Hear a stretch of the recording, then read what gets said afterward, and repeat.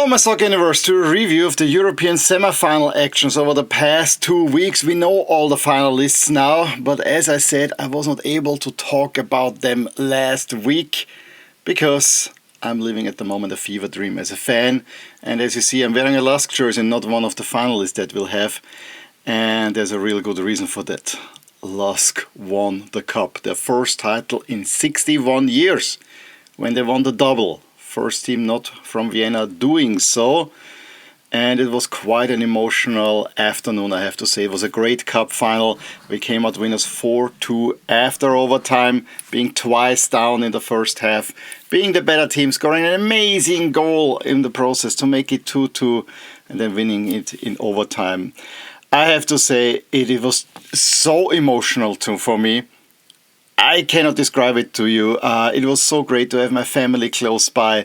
We were hugging, screaming, yelling. I mean, we had a winner in regulation disallowed because of an offside call where I already celebrated like we had won the whole thing. No, we had to go through overtime, but then we did it. I couldn't even celebrate the 3-2 because we already had another goal disallowed before that. So I wanted to make absolutely sure, because in the build-up I saw, oh, there's a player a little bit further down. Could be an offside, fortunately it was not.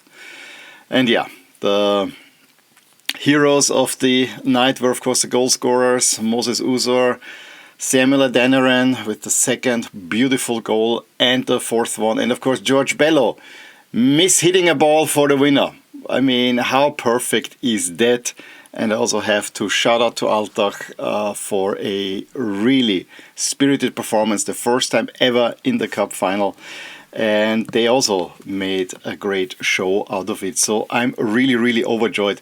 But I have to also point out two other players that have been the best players, I think, for us now in the spring, which are, of course, Captain Sasha Horvath.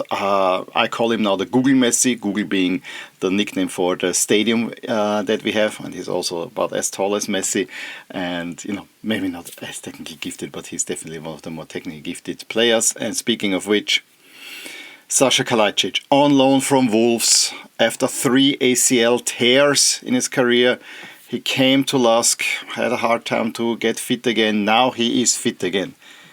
And he might well be the best player in the league. He also won his first title. Most of the players on the pitch never had won anything. It was so emotional. And as I said, my most emotional thing is when we had won it. Hugging with my kids. I was crying tears of joy. And then I saw my little daughter do the very same thing. That hug with her meant everything. And then I also met one of my brothers. And when I just saw him, because no offense to anyone. I mean, my girls grew up being LASK fans when LASK was actually most of the time good. And similarly, my wife. But my brothers and I, we have gone through the hard times. And so when I saw him, I just had to hug him too, because it was kind of this knowing, you know, this is what we have deserved all along. But it doesn't stop there. I'm literally living a fever dream at the moment. This is a team that has been most of the time, you know, I support it because they're my local team, but they have not been really good. Yes, we had a second place finish, we had 2 third place finishes in my time, and they were all very recent. Before that, I mean, 10 years ago, we just made it up from the second league. 12 years ago, we were in the third league because of financial troubles. We didn't even have a proper stadium. Now we have all that. And by the way, yes, I decided for the cup win. I let my women color my nails in LASK colors. Thumbs, of course, as well. But what I want to say is, we have not really been good.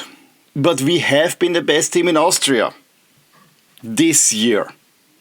And to top it all off, even with a cup final, 120 minutes played, and playing then Rapid on Monday evening, 3 days later, a Rapid team that had more than 8 days to prepare, or had 8 days to prepare for that game. We were 1-0 down, we were outplayed, and we found a way back and won it 3-1 in a super convincing manner, meaning now we had 2 points on top of the table with 2 rounds to go. But it's not only 2 points, we also own the tiebreaker, so in reality it's a 2.5 point lead over Sturm Graz, meaning that on this very weekend, in the last home game of the season, a almost unfathomable thing could happen. LASK could win the championship already at home, but it could also happen the next week. 4 points is enough, and this seems imminently doable. Yes, Salzburg is a tough team, but this is a Salzburg team that has been anything but convincing. And I also think that against Austria Vienna, I do like our chances. And especially the team, the way it is playing, it's just wonderful. And I have to tell you, when I think about this team, all I have is a big smile. And I'm calm about it. This is something that has never happened before. That I'm watching. We're about to win trophies. We're about to win trophies. I mean, I was dreaming about that. I never thought it's possible, but we're about to win trophies, and I'm calm about it. I have this knowing feeling that it will happen, and I mean, heck, we won already the cup. If we win the championship, honestly, it's an add-on. It's an add-on, but this team would really deserve it. And especially, and that's the last thing, Coach Kübauer. He took over that team after 7 rounds. Was it 7 rounds? Maybe after 9 rounds. After 9 rounds, he took over the team in 11th place. And now they're on the road to clinch potentially a title with a game to spare. Potentially. Maybe on the last match day, because it's a crazy Austrian Bundesliga season. Cannot tell you, this is so worth it. Yes, I couldn't record a video on the first leg of the semifinals where we probably had the best football match that I've seen in my life.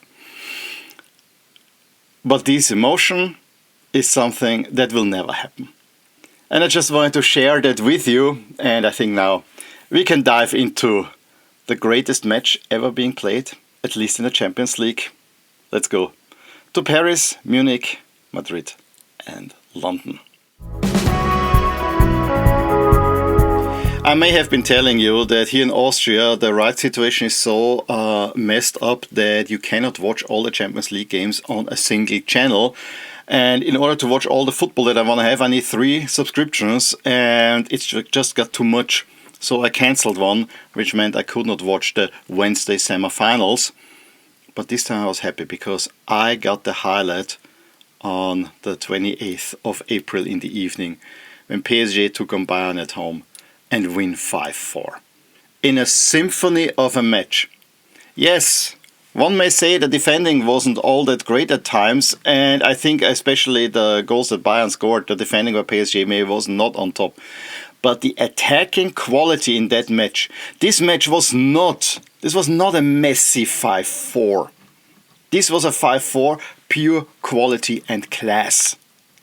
And PSG and Bayern just going at it, slinging punches. And it was so interesting because Bayern at first thought they're gonna eat PSG alive. Had a 1-0 lead through a Kane penalty. Then PSG turned it all the way around with Kvaratskhelia especially dominant. Dembélé should have scored also. And the funny thing is that I think Neuer, I read, didn't have to make a single save, because everything was scored, and you cannot even argue that the goals that were scored, the goalies were much at fault. It was 2-2 when Olise scored, and then probably a slightly controversial penalty, but by the letter of the law. And I have to say, almost all decisions that have been, at least in this semi-final, and there's a lot of controversy, especially Bayern, feel aggrieved. But if you look at the letter of the law, I think everything went right. So it's 3-2 at halftime, then PSG pull away Kvaratskhelia, and Dembélé finally score. It's 5-2.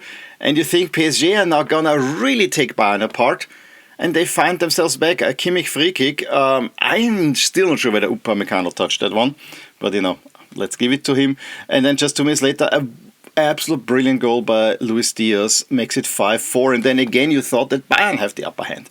This swang back and forth, and it was just a pure joy to watch. Only the XG is a little bit weird, but there had been so many chances on both sides that this could have been even more goals. It's almost disorienting to remember it all, especially now 1.5 weeks later almost. But it was a match, I cannot tell you. I just was watching, and I had the similar smile that I had when I think about LASK at the moment. It was a really wonderful football match to watch, and I thanked both of these teams afterwards. And yes, I have a clear leaning in this one. I've always been more on the PSG side, and Bayern is one of the teams that I used to hate the most. Hate, meanwhile, is a very strong word, but you know where I mean. And then the return leg, which I couldn't watch, turned out to be not as great. So we didn't have the greatest overall semifinal. That's still last season's semifinal between Barca and Inter, which then even had a higher overall scoreline, which seemed impossible in the build-up to the return leg. However, PSG score early, and PSG prove that they not only can attack like no other team potentially, maybe with the exception of Bayern Munich, but they also can do it defensively. This was a team that worked as a unit. And I only saw highlights, but what I saw and what I heard, this was a team that's working incredibly well as a unit. They can do it both ways. And they look comfortable doing so. Yes, there's always the threat with Bayern Munich, and Harry Kane very, very late on scored a goal, but then they never had a chance again. And maybe if this comes sooner, maybe something happens. But PSG felt very comfortable and did have the chances to extend their lead. It was not a convincing game for Bayern. They almost got shut out for the first time since when they got eliminated by PSG in the Club World Cup final. Of course, two controversial scenes, at least from the Bayern side. The one with the penalty call where Vitinha wants to clear, and I think it hits a teammate on the hand. Yes, it hits him on the hand, but there is the rule. You might think of the rule whatever you want, but you know, if the ball comes from a teammate clearing out and not onto goal, it's not a penalty. Know your rules, and then that's fine. Personally, I didn't know it, but you know, in a way I can see why it makes sense. But then equally, I think if you commit a foul in the box when the player is not necessarily through on goal and maybe is going outside and there's no danger, then probably it should also be a free kick and not a penalty. But you know, who am I to say? Football rules have not made a whole lot of sense as of late. I think the bigger one came 2 minutes before, where Lima was charged with a yellow card for handling the ball, where, yes, the referee probably from his position couldn't really see it, but if you see the replay, there was no such offense. And then I think it was Nuno Mendes, who was already in a yellow card, who got the ball, and I think he got it here. And because the ball went here, to me it's not a red, it's not a second yellow card. It's not a handling of the ball. I can say that I can see that it was probably a call that Bayern fans will not like, and the whole German media is in uproar about it. But I also have to say that, you know, it's probably not helpful that there were so many Portuguese players at PSG and then if a Portuguese referee. Maybe this is also something that could have been avoided. But then in the end, I think the decision was the right one. And I think it doesn't change anything.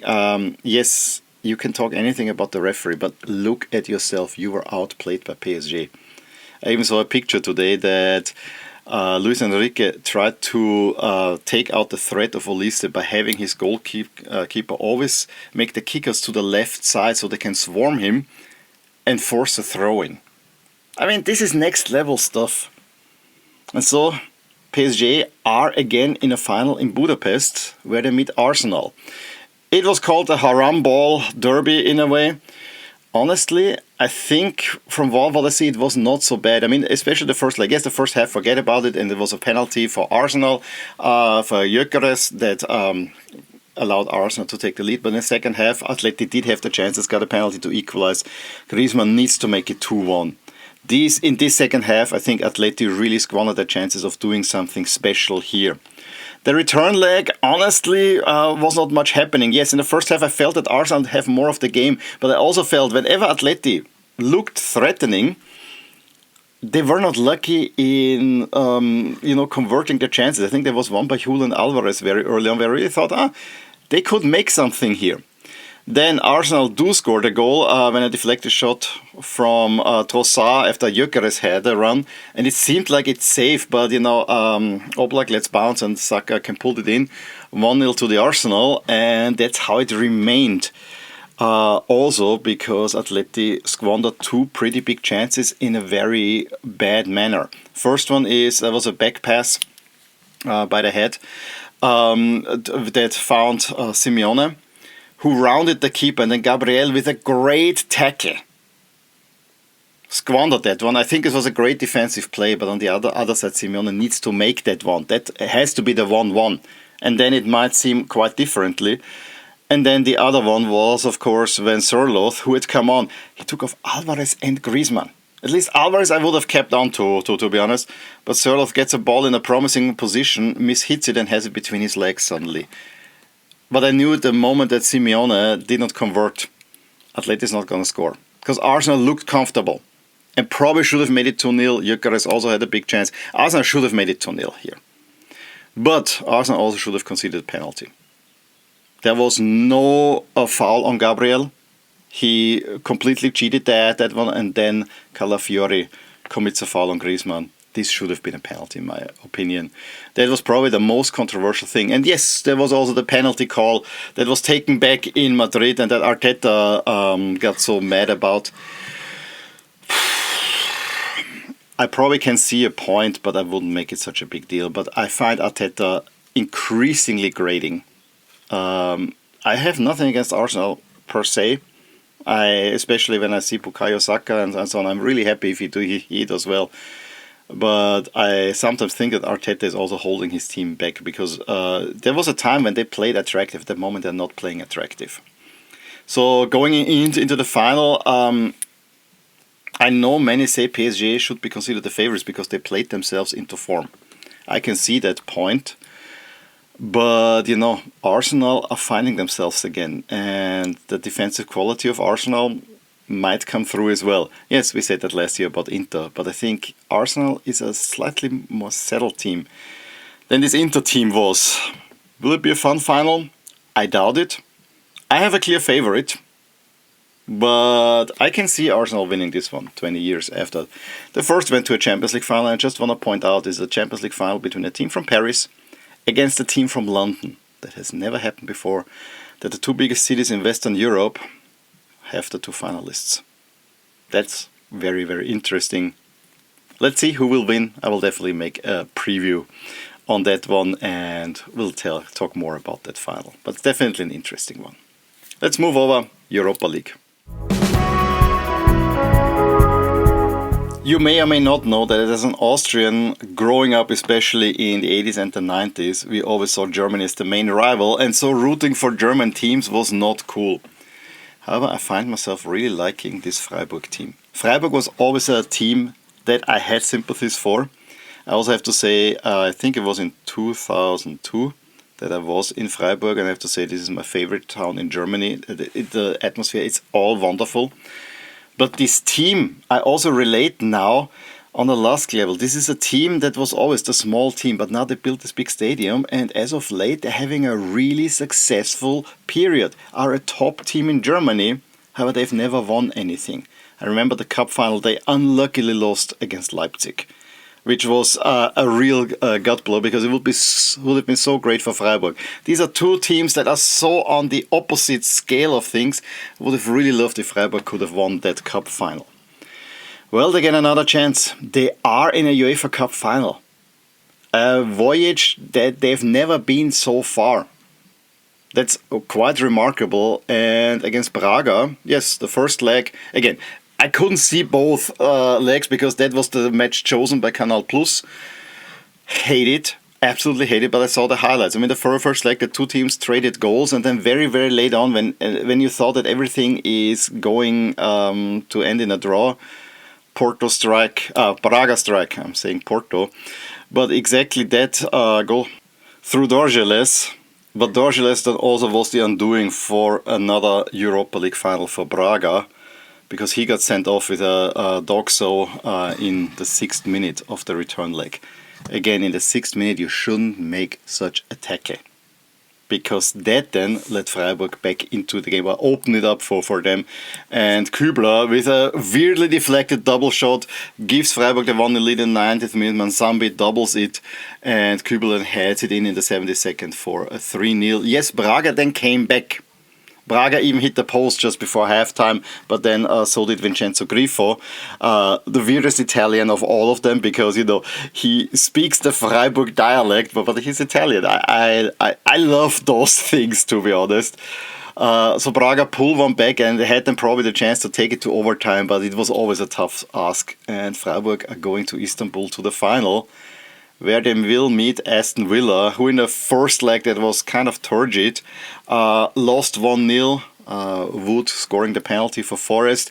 And this was kind of, I like that matchup because those are not two big top 6 Premier League teams, but those are teams that have experienced European glory before. So absolutely love that one. And I have as of late some Villa leaning, so I was very happy to see them turn it around in the second leg with a beautiful run by Buendia, pulling it to Ollie Watkins with the turban on front, making 1-0 before the half, and then a stupid penalty foul by Milenkovic. Why is he pulling back Pau Torres when Pau Torres is with the back to the goal? I mean, this is one of the most stupid things I've ever seen. Buendia makes it 2-0, and then John McGinn 2 goals, and it's 4-0. Villa, who are on to a final where they will be favourites, of course, against Freiburg. And I'm a little bit split here in my allegiances, to be honest. Yes, I would like Villa to win, but I have to say Freiburg is an extremely likable club. So even though they're from Germany, to me, the south of Germany is not the Germany that we as Austrians sometimes feel great thing. Freiburg is an extremely likable club. And as I said, I relate in so many ways. They also recently built a stadium. They've also been a club that has not mounted for much. Arguably, LASK had more glory within Austria than Freiburg ever had. But that they experience now such a big moment, I would be extremely happy for a club that is deeply rooted in that region to win it. But of course I can see it also for Villa. Although Villa will get Champions League another way as well. So we gotta see. And let's move on to the third competition, where we also have 2 newbies in the final. And I'm sorry to keep on going back to the TV rights, but while I could see everything from the Conference League, I will be able to see the final, which is just such a gut punch in a way, and it should not happen, to be honest. But the rights deals, this would be a video in themselves, how competitions are being chopped up at the moment, so that we have many different rights holders. And the only thing we're doing is fleecing the fans. And I hate it. Well, it's an English versus a Spanish final, and thanks to Rayo making it to the final, we still have to wait and see who will get that last Champions League spot. I think Spain are slightly ahead, but Germany stay very much in the race because of that late equalizer by Harry Kane. That's also important to say. But let's go back to the final. While I may have hinted at that I won't necessarily be in favor of the English teams in the Champions League and the Europa League, it's the complete opposite here. Again, no strong leanings in the Europa League. Also, not super strong leanings here in favor of Palace. However, Palace are coached by Oliver Glasner, who 10 years ago was the LASK coach. He was the one who brought us into the big time. He earned us promotion. He managed a second place finish behind Salzburg when Salzburg was nigh unbeatable. I still think he's probably the best coach that we ever had. And he proved it again by taking tiny Crystal Palace. Yes, it's only the Conference League, and Palace should not have been in Conference League. It should have been in the Europa League. But I think they will like it now that they got demoted, because they will probably experience another moment of glory, potentially. They untook Shakhtar Donetsk, a Donetsk game that I actually really was pushing up. But, if you score Sar in the first minute, the fastest ever Conference League goal, and then running away 3-1 winners in Poland, the cards were already dealt. I have to say in the return, like Shakhtar really gave it their all and put some trouble on Palace. However, then a deflected shot by Munoz makes it 1-0 for Palace. A beautiful equalizer by Shakhtar Donetsk. Watch that one, just standing there up in the corner. Typically Brazilian stuff by Eguinaldo. But then in the second half, it is Sar in 52nd that seals the deal for Palace. And so they're through to the final, the first ever European final, as it is for Rayo Vallecano. Another team that I actually enjoy, although the club itself is a real mess. That they are competing so well is really down to excellent coaching. And, I don't know if you do, I listen to the Spanish football podcast where one of the hosts, he is a Rayo fan. And he always said this Alemão guy, he's not getting warm with him. But Alemão scored the win in the first leg where Rayo probably should have won higher. And Rayo were also the better team in Strasbourg. Strasbourg had a really hard time breaking down the Rayo defense, and Rayo had plenty of chances. Led 1-0 again through Alemão, the European hero for them. But he's not doing a lot in the league, but in Europe he's working just brilliantly. Strasbourg had a really hard time. Rayo should have won this easily. And then late on Enciso has a penalty for Strasbourg in stoppage time that could have maybe ignited it a little bit more, but it was saved. And Rayo, quite surprising and quite convincingly, move on to the final against Palace in Leipzig. That's going to be an interesting one. As I said, I would love to see Oliver Glasner win another European trophy and then move on potentially to a slightly bigger club. I'm not sure within England or somewhere else. I don't think he's fit for really a top club, but for a club that needs to punch above its weight, he would be a perfect coach for that.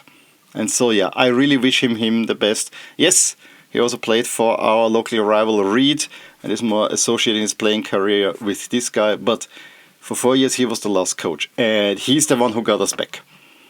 And so I wish him really all the best. He is literally, he's not from Linz, but he's from the region here, from a region where I spent a whole lot of time in my youth growing up. So this feels really personal as well.